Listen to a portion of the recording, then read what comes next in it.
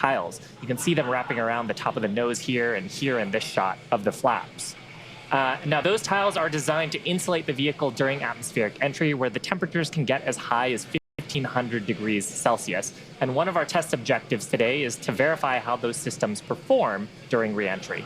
Yeah, now as Shiva mentioned, there between the ship and the booster, basically the top of the booster, between those two stages, that's our new hot stage, critical for our new separation technique. As we talked about earlier, we are constantly learning and upgrading the vehicle after we test.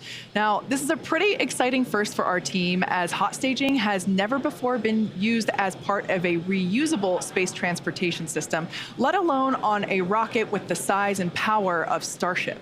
Hot staging is a significant change from Flight 1, and we're really hoping to gather data on it during this highly dynamic phase of flight, and that is, once again, assuming that we even make it that far.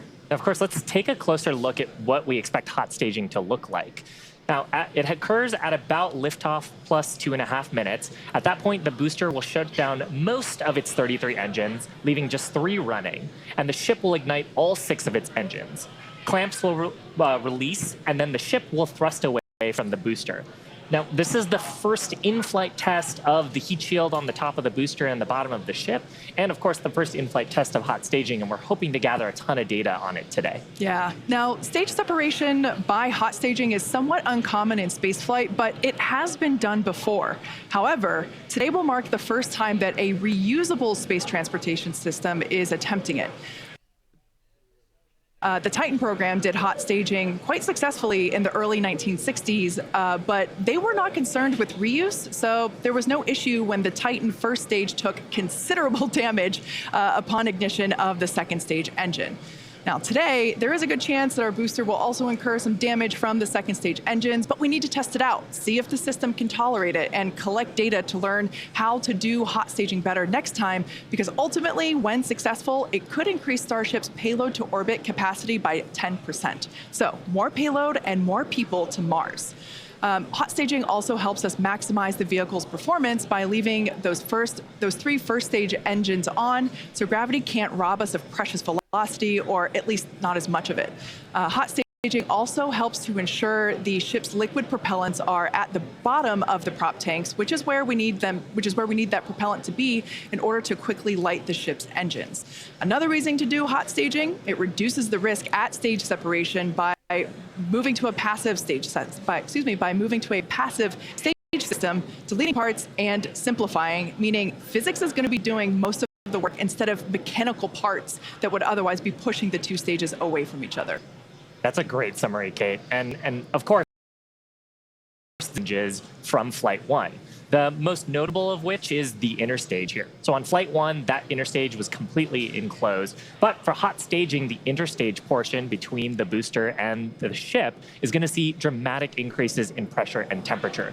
So we had to change the structure to include vents for the exhaust gases that the ship's Raptor engines will produce.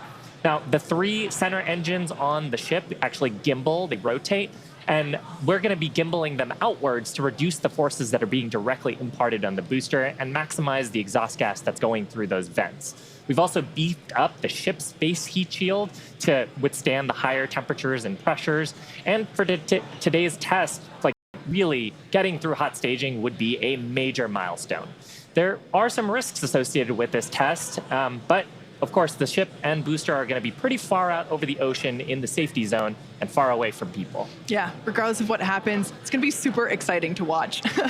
Now, in addition to the first and second stages of the vehicle, Starship has a third stage that we call Stage 0. This consists of the launch mount, the tower, and the tank farm, all of which you can see there on your screen, as well as the pad infrastructure built around the rocket. Fun fact, it's the Guinness Book of World Records holder for the largest launch tower in the world. What a beautiful drone shot that we have here. Also important part of the system, but less visible right now, especially because of the fog, is our new water-cooled steel flame deflector, and that's certainly a new upgrade for this flight.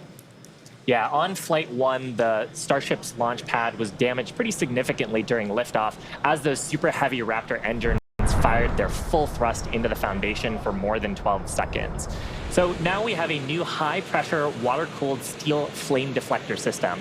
that we developed and installed between the flights. And there you can see the video of it dispensing 260,000 gallons of water. And that's designed to dissipate those loads from the Raptor engines and support rapid turnaround of the launch pad with minimal refurbishment between flights. Part of a rapidly reusable launch system also means the pad infrastructure. Yeah. We performed multiple standalone tests and have used this new system for both the Flight 2 booster static fire tests. And we've also reinforced the pad pretty significantly from Flight 1. Yes. Now, also, part of stage 0, we mentioned before, the launch mount. Kind of hard to see there, but it's what the booster is connected to. Oh, here we can see basically the legs of the launch mount. This is what holds Starship and all of its mass. It holds Starship during ignition, right there at the Super Heavy booster. This is what houses all of the equipment needed to fuel the Super Heavy booster and condition it for flight, as well as all of those electrical, communication, and data connections between the ground and Starship. Bottom line is, it's an important part of how we talk to Starship on the ground and understand that it's really ready to fly.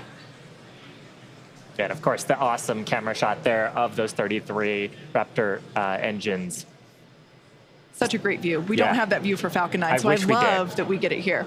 Now, as we mentioned earlier, the real game changer with Starship is not only mass to orbit capabilities, but that it's designed to be used over and over and over again with little to no downtime in between. Full and rapid reusability is the key to making routine space travel a reality, and SpaceX has been working on this since its inception.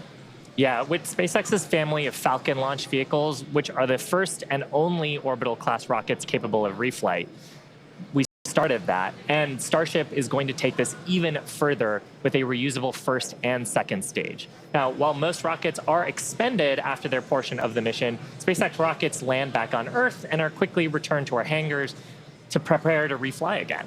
Exactly. In fact, 90% of all Falcon 9 boosters that have flown this year have been reused, or as we like to say, flight proven. So while launching and landing rockets may seem routine today, this was not always the case.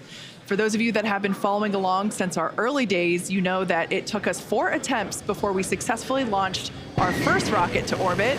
Here you see our Falcon 1 Flight 4.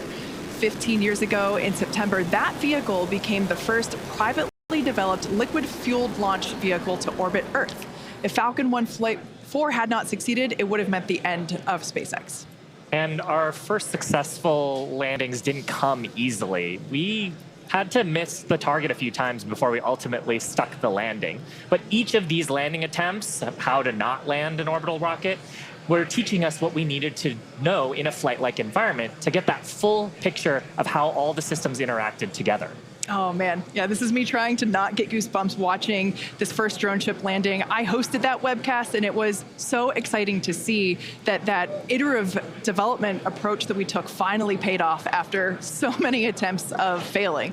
Now, that failure is expected to help improve future designs of our vehicles and systems. So fast forward to present day, we've landed F9 boosters over 245 times since our first reflight of an orbital class booster 6 years ago. Yeah, and it really comes down to our design philosophy. If you're not failing in some way, then there's room to learn and push the design to improve. And failure doesn't just mean blowing up a rocket. It might be not being as efficient as we want to be or producing slower than we want to. So that approach has been the basis of how we've made all of our major innovative advancements.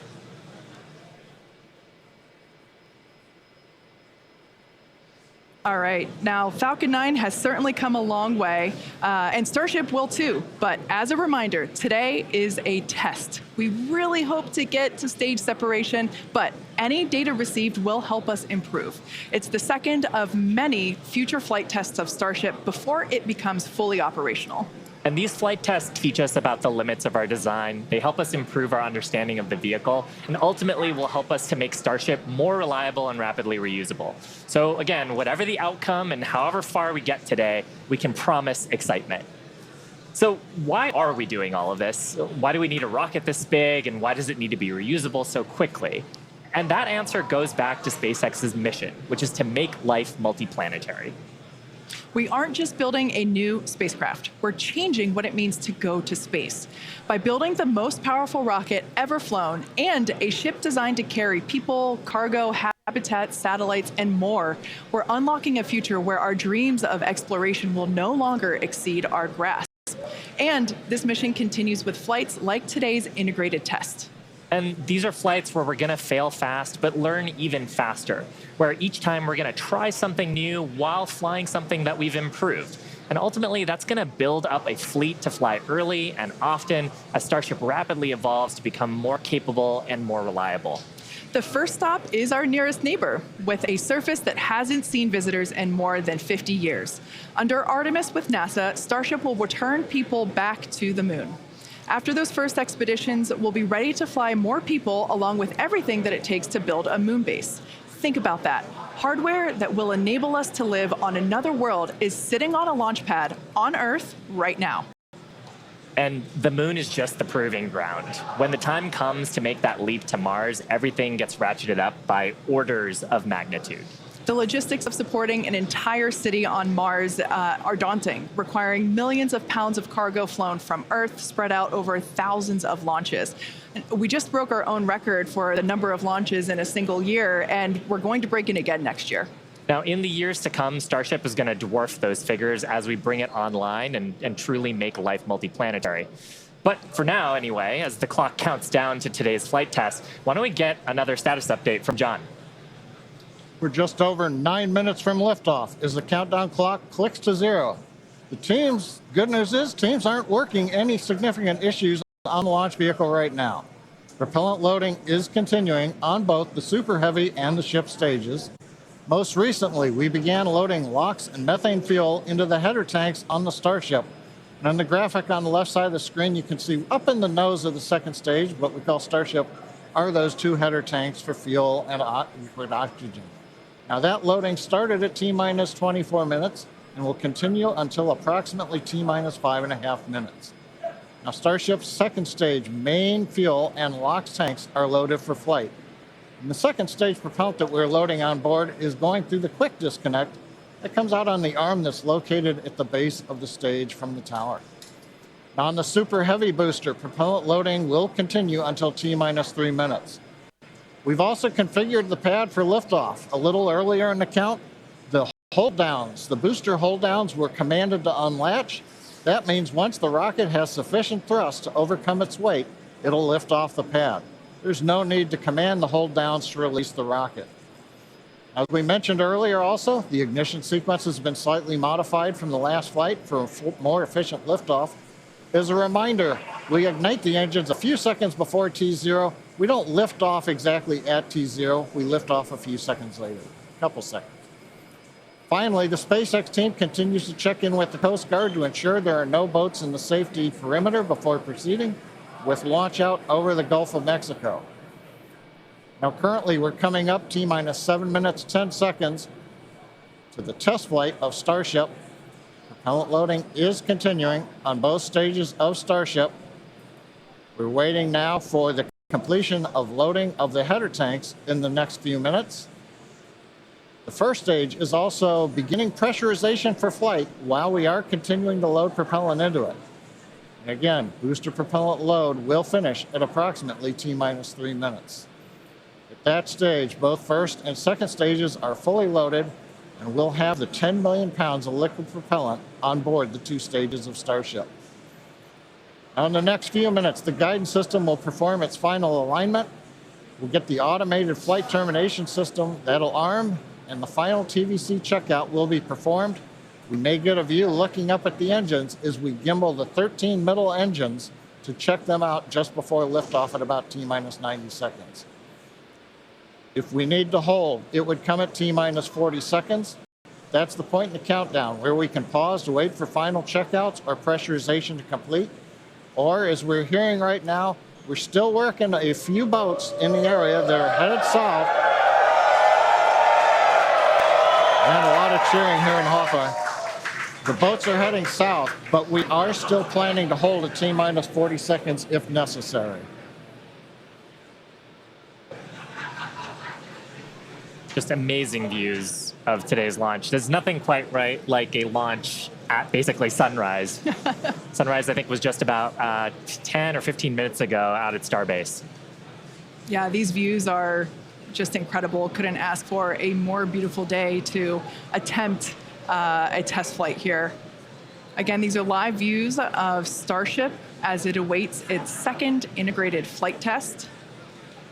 Our primary objective today is to get through stage separation. We really want to test out our attempt to perform hot staging, where we are going to ignite the engines on the second stage while some of the engines on the first stage are still lit. So essentially both stages will be making fire at the same time, and that will push the booster away from the ship. It'll separate the two stages. So that's the primary goal for today. We really hope to be able to test that out, but at the end of the day, all and any data that we can collect is going to be incredibly helpful and help inform future improvements and iterations of the vehicle.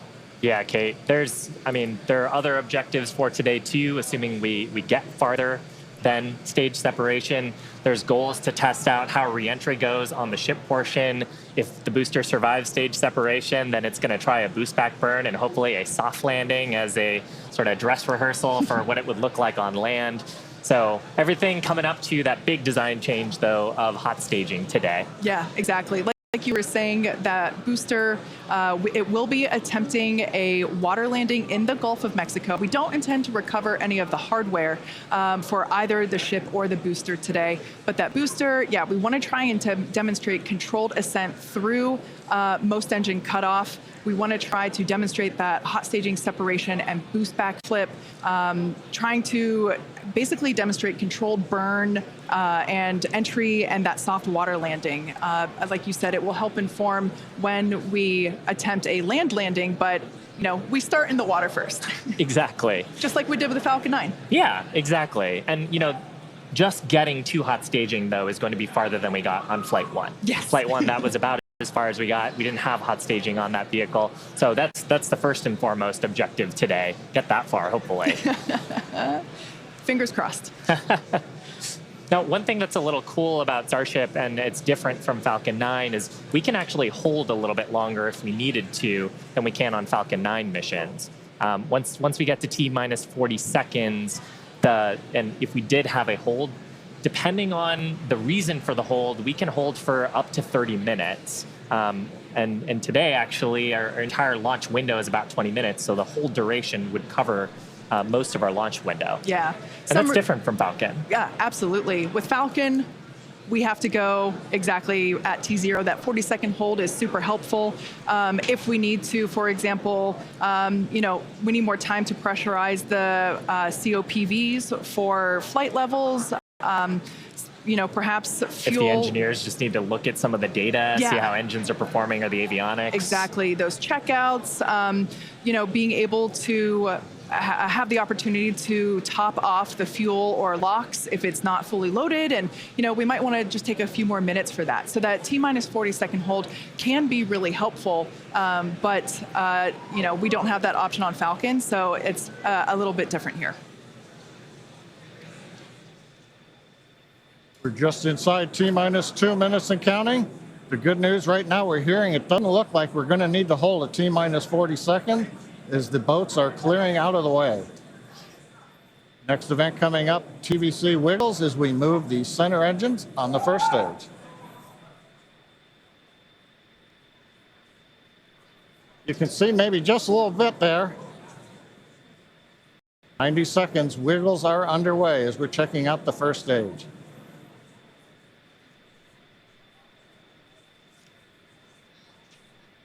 TVC checks are complete. Next major event we're going to hear, hopefully, is the flight director go for launch at T-minus 30 seconds. As we're coming up on T-minus 1 minute, when we get to T-minus 40 seconds, we'll just listen in. Last time, as you recall, we did hold at 40 seconds, but it took a few seconds for the clock to recover, so we're going to watch that. And as we press to T0, we're going to watch and listen the second test flight of Starship.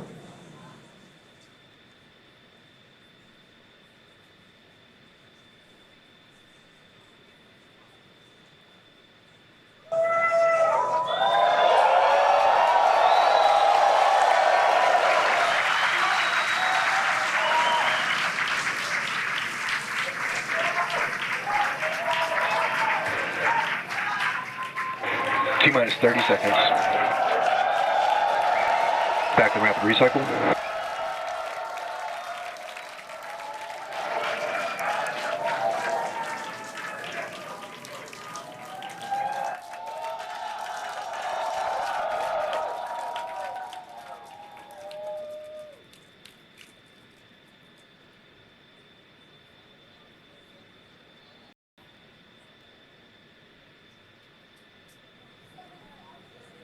Back at Hawthorne, we're at T-minus 40 seconds in holding.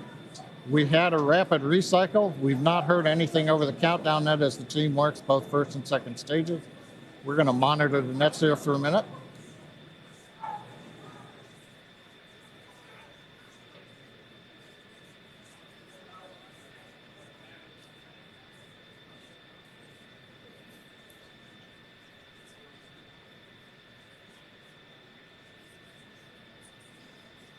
Got a little bit of an update.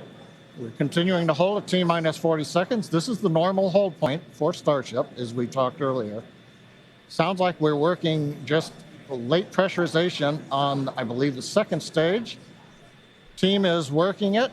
All the other systems are on hold right now at 40 seconds. We can hold here for about 15 minutes or so before we would run out of window for this morning. So right now they're working on filling pressure vessels. And ideally we'll be able to solve this and come back and release the clock at T-minus 40 seconds. We're going to continue to listen and monitor for another few minutes.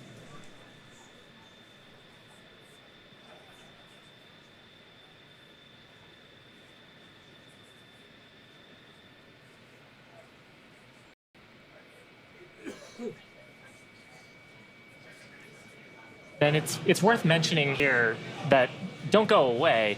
We are holding at T-minus 40 seconds, but once the teams have resolved and see the data that they want to see, the clock can restart straight away, and it'll start ticking down from T-minus 40 again, all towards liftoff. Yeah, exactly. Now, while we do have the ability to hold for up to 30 minutes, we only have a 20-minute launch window, so don't go away, don't change the channel, and just like Shiva said, we can restart that clock, and there it is. And there it goes. Clock is rolling. T-minus 30 seconds.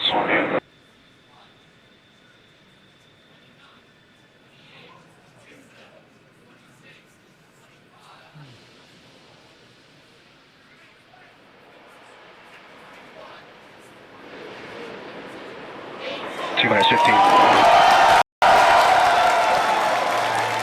10, 9, 8, 7, 6, 5, 4, 3, 2, 1.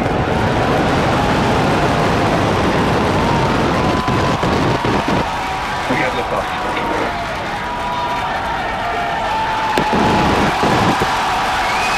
Vehicle pitching down range.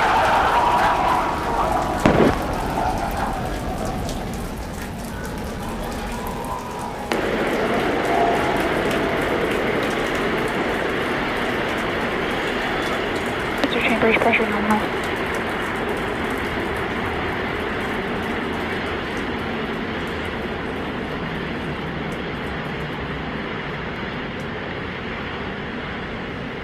We are T-plus 40 seconds into the flight of Starship.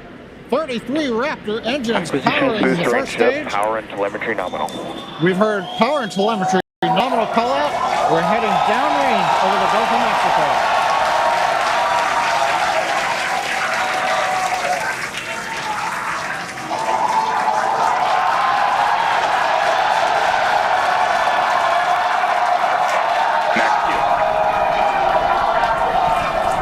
And that call out tells us Starship is through the period of greatest stress on the way to space. Now the next major event is hot staging in just over 90 seconds from now. To get ready, the booster will shut down all but 3 of the Raptor engines. Clamps holding the 2 stages together will release, and the Starship second stage will ignite its engines. Starship will then separate from the Super Heavy booster and head to space. And at the same time, the 3 engines that are still firing on Super Heavy will flip the booster around. 10 more engines will ignite for the boost back burn. putting the first stage on path for a splashdown in the Gulf of Mexico.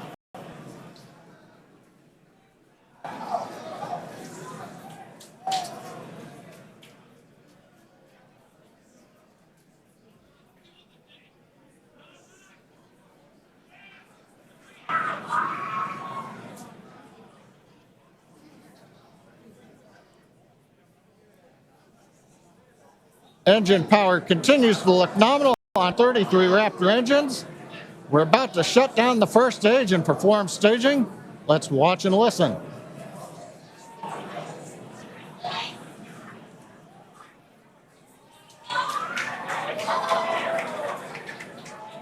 And acquisition of signal Houston and New Orleans.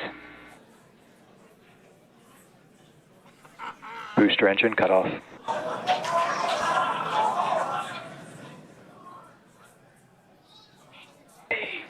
Stage separation. Boosting startup. Ship engine ignition.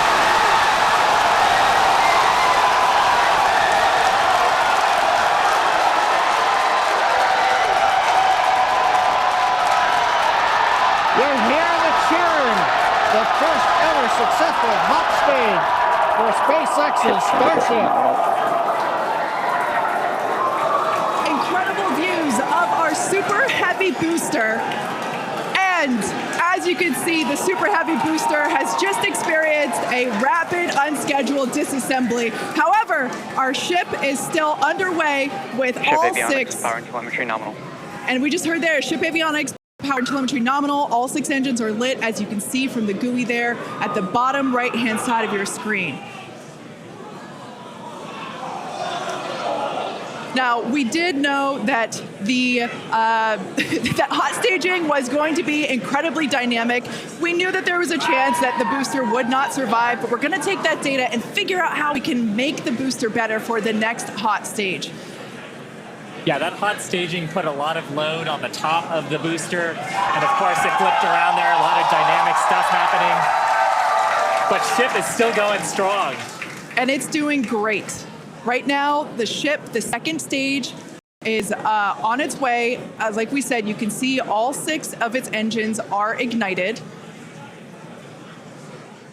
The next major milestone for the ship will be the shutdown of those engines, or SECO, second engine cutoff, which if you follow our Falcon 9 launches, familiar terminology there.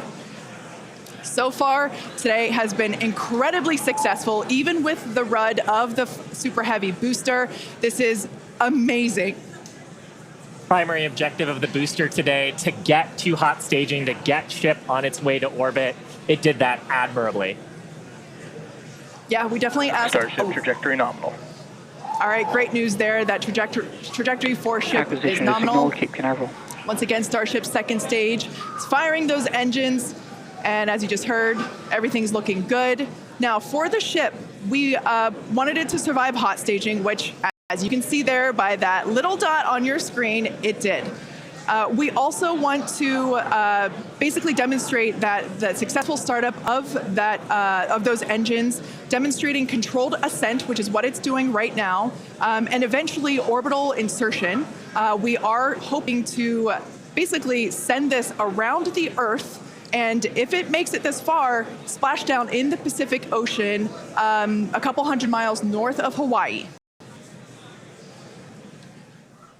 Now, if we get that far, like all of that sounds great. Secondary objectives for ship, again, continuing to gather engine data and about its health, performance. Nominal ship chamber pressures.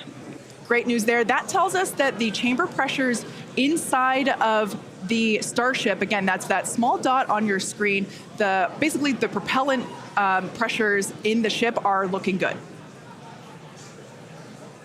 Yeah, the bottom right corner of your screen, you can see essentially a user interface showing us which engines are lit. So the 3 center sea-level Raptor engines on ship are gimbaling engines. The 3 outer engines in the triangle, the larger ones, are Raptor vacuum engines, all of them continuing to fire nominally. So they're at the pressures that we expect to try to get into our target trajectory today. Yeah. And we're not targeting orbit today. We're targeting almost orbit today. That's very intentional as part of the mission design. The goal is to get to a thrust profile similar to what we would need for orbit, but also And to get to the expected energy signal, levels Houston. that the ship would need to dissipate for re-entry. And so we're actually going in a suborbital trajectory today, but that trajectory will get us to the energy levels that we need at re-entry, where we can really stress that heat shield and get valuable data on re-entry. And those calls that we are still on a nominal trajectory here and seeing nominal pressures means that we have a really good shot of hitting our target orbit. Yeah. Now, if the booster had survived, we would be around the time where it would be getting ready to land, performing its re-entry, but it unfortunately did not survive. That being said, that's okay. It survived several seconds after hot staging, so we're going to take that data and improve the hot staging sequence and probably improve the hardware itself for the next flight.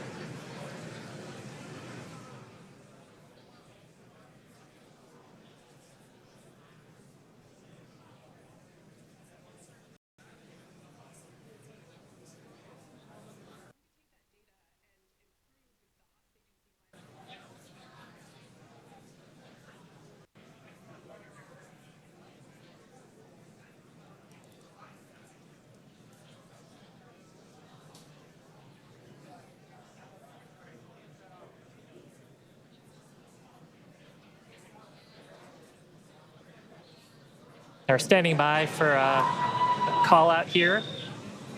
Coming up on the projected time that ship would shut down its engines.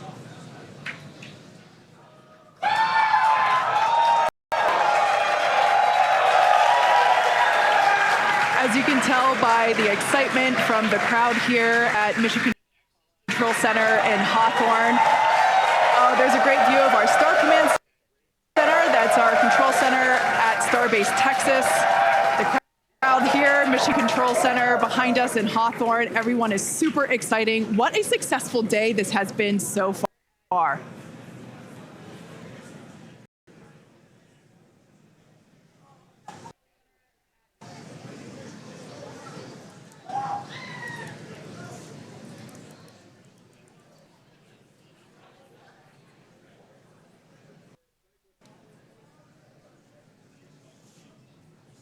I mean, up to this point, major successful milestones through hot staging, which was the big objective today. Head into the coast phase, planned for the next about hour and 5 minutes. We'll be returning around the T+1 hour and 15-minute mark. And that's while we're waiting for Starship to continue on to its next step for re-entry.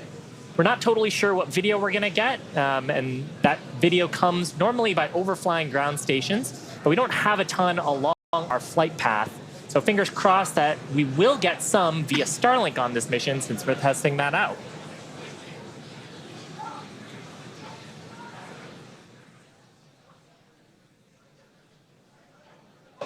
And also give us a moment. We are hearing some chatter on the net, so we're going to try to parse that for you.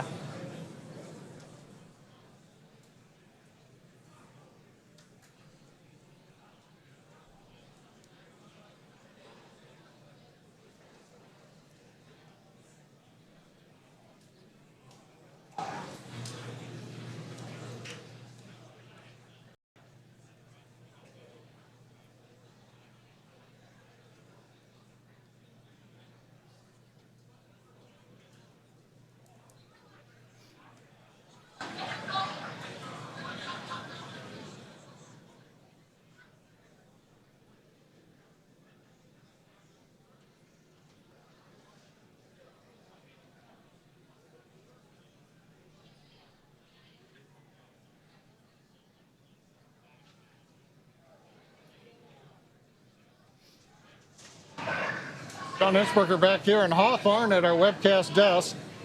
We have lost the data from the second stage. We had heard a call out that we were internal guidance, which means we were getting near the end of the approximately 6-minute burn of Starship, but we haven't gotten any more data since then. So we think we may have lost the second stage. So we would not be into coast phase. We wouldn't be able to come back in an hour or so and possibly get ready for reentry. However, what we do know right now is we had an on-time launch at 7 o'clock. We got through the boats. First stage looked beautiful with 33 Raptor engines firing. We got the hot staging, the thing that we really wanted to see and impressed. We saw the separation, we saw the flip maneuver, we saw the light up of the 6 Raptor engines on Starship, and it headed away. Everything really looked good. But what we do believe right now is that the automated flight termination system on second stage appears to have triggered very late in the burn as we were headed downrange out over the Gulf of Mexico. But the real topping on the cake today, that successful liftoff, Kate, Shiva, the hot staging is just beautiful. Exactly what we were looking for. Yeah, ultimately, honestly, such an incredibly successful day. Even though we did have a RUD or a rapid unscheduled disassembly of both the Super Heavy booster and the ship.